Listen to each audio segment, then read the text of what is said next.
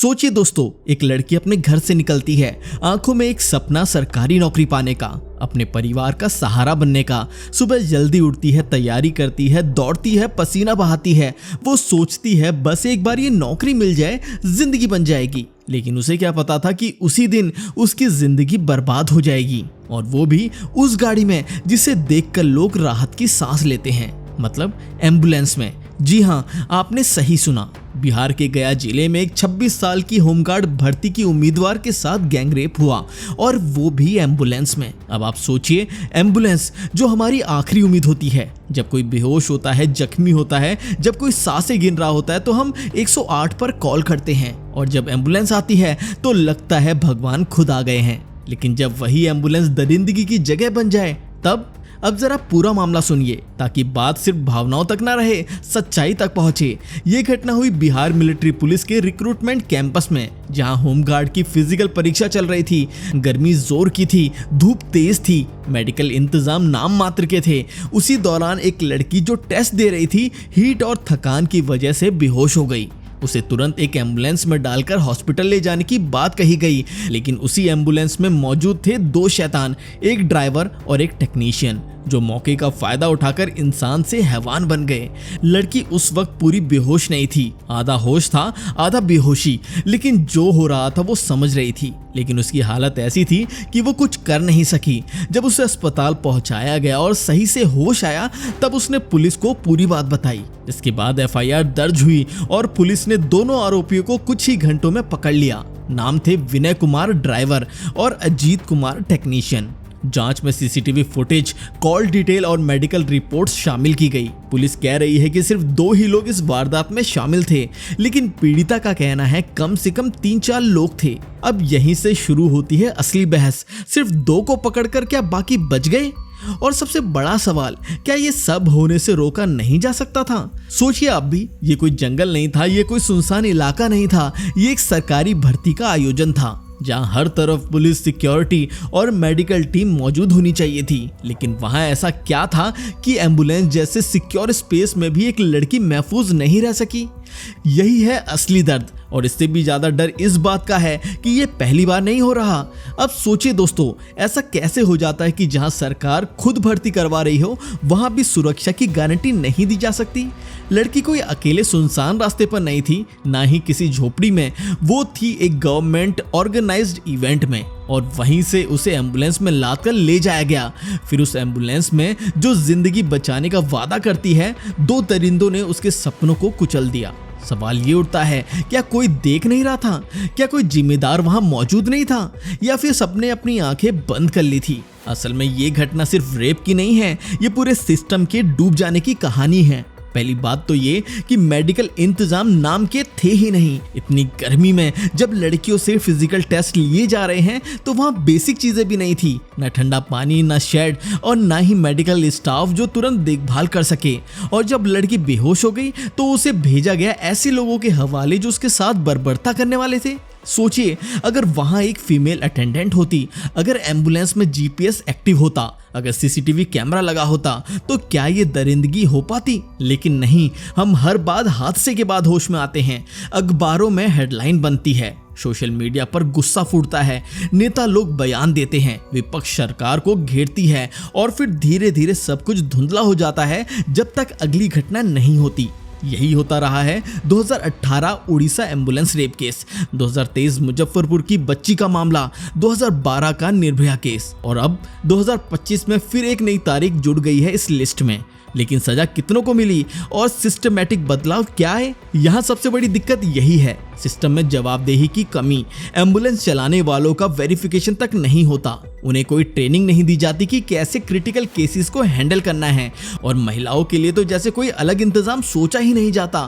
Female medical staff की मौजूदगी को लग्जरी माना जाता है, जबकि ये तो जरूरत होनी चाहिए। अगर एम्बुलेंस में एक नर्स होती, अगर गाड़ी पर नजर रखने के लिए एक GPS और लाइव ट्रैकिंग सिस्टम होता, तो शायद लड़की आज मानसिक और शारीरिक रूप से इतनी टूटी ना होती। और एक बात और, इस घटना ने यह भी साबित कर दिया है कि जब तक आप समाज चुप रहता है तब तक सिस्टम नहीं बदलेगा। जब तक हर हादसे को बस एक केस मानकर भुला दिया जाएगा तब तक इन गाड़ियों में, इन यूनिफॉर्म्स के पीछे ऐसे दरिंदे छिपे रहेंगे। अब सवाल ये उठता है दोस्तों, जब इतनी भयानक घटना हो जाती है तो आखिर इसकी जिम्मेदारी कौन ले?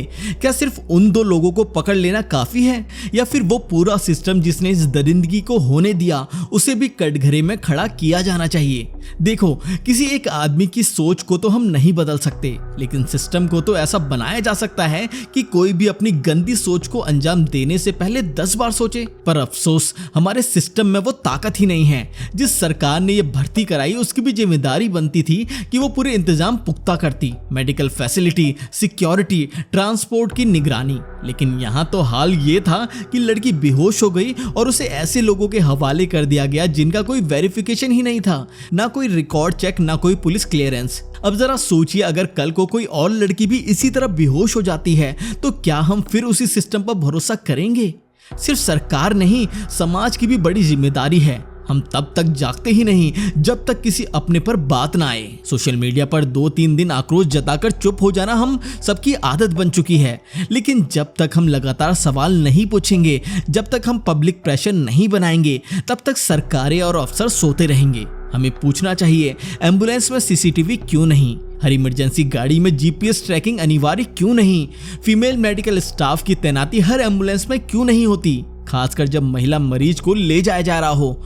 और बात सिर्फ इमरजेंसी वाहनों की नहीं है, बात उस सोच की है जो मान बैठी है कि महिलाओं की सुरक्षा बस एक इवेंट है जो किसी घटना के बाद थोड़े दिनों के लिए उठाई जाती है, फिर भुला दी जाती है। जब तक इसे एक स्थायी एजेंडा नहीं बनाया जाएगा तब तक ये घटनाएं होती रहेंगी। कानून की भी बात करें तो फास्ट ट्रैक कोर्ट और जल्द सजा देने की बातें हर बार होती हैं, लेकिन जमीनी हकीकत कुछ और होती है। केस दर्ज होने से लेकर चार्जशीट फाइल करने और कोर्ट के फैसले तक महीनों, सालों निकल जाते हैं। इस दौरान न सिर्फ पीड़िता बल्कि उसका पूरा परिवार टूट जाता है। इसलिए जरूरी है कि ऐसे केसों में तेजी से कार्रवाई हो और दोषियों को ऐसी सजा मिले कि बाकी लोगों के लिए उदाहरण बन सके। अब सवाल यही है दोस्तों, क्या हम हर बार किसी लड़की के साथ हुई हैवानियत का बस शोक मनाते रहेंगे?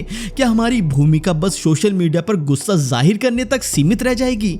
या फिर अब वक्त आ गया है कि हम कुछ ठोस कदम उठाएं ताकि अगली बार कोई एम्बुलेंस, कोई सरकारी भर्ती, कोई पब्लिक स्पेस किसी महिला के लिए डर की जगह ना बने बल्कि भरोसे की जगह हो? सबसे पहली जरूरत है सिस्टम में सख्त रिफॉर्म्स की। हर एम्बुलेंस में अब जीपीएस ट्रैकिंग और सीसीटीवी कैमरा होना अनिवार्य होना चाहिए। इसमें कोई बहस नहीं होनी चाहिए। आप जिस गाड़ी में किसी इंसान की जान को सुरक्षित रखने की जिम्मेदारी दे रहे हो उसकी हर हरकत पर नजर रखी जानी चाहिए। इसके अलावा जब भी किसी महिला को ट्रांसपोर्ट किया जा रहा हो तो फीमेल मेडिकल स्टाफ की मौजूदगी जरूरी की जाए। कम से कम एक नर्स या महिला अटेंडेंट जरूर हो। दूसरी बात, एम्बुलेंस स्टाफ की ट्रेनिंग और वेरिफिकेशन। सिर्फ गाड़ी चलाना आना काफी नहीं होता, उसे इंसानियत भी आनी चाहिए। हर ड्राइवर, हर टेक्नीशियन का बैकग्राउंड वेरीफाई किया जाए, उनका साइकोलॉजिकल असेसमेंट हो, रेगुलर ट्रेनिंग हो कि क्रिटिकल सिचुएशन में कैसे पेश आना है, खासकर जब महिला मरीज हो। तीसरी बात, फास्ट ट्रैक जस्टिस।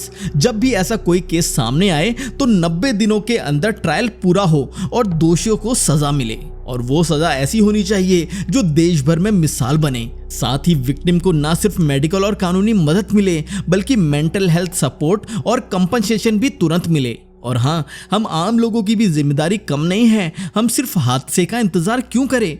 अगर आप कहीं भी कोई महिला को असुरक्षित स्थिति में देखें, कोई एम्बुलेंस बिना फीमेल स्टाफ के देखिए जो महिला मरीज को ले जा रही है, कोई लापरवाही, तो तुरंत रिपोर्ट करें। देखो और चुप रहो वाला रवैया अब हमें छोड़ना होगा। ये मामला सिर्फ बिहार या गया का नहीं है, ये पूरे देश के सिस्टम की कहानी है। और अगर आज हमने आवाज नहीं उठाई, बदलाव की मांग नहीं की, तो कल किसी और की बहन, बेटी, दोस्त या माँ उस एम्बुलेंस में अकेली हो सकती है। तो दोस्तों, अब वक्त है डर कर जीने का नहीं, डट कर सवाल उठाने का, क्योंकि जब सिस्टम चूक जाए तब जनता की आवाज ही सबसे बड़ी ताकत होती है।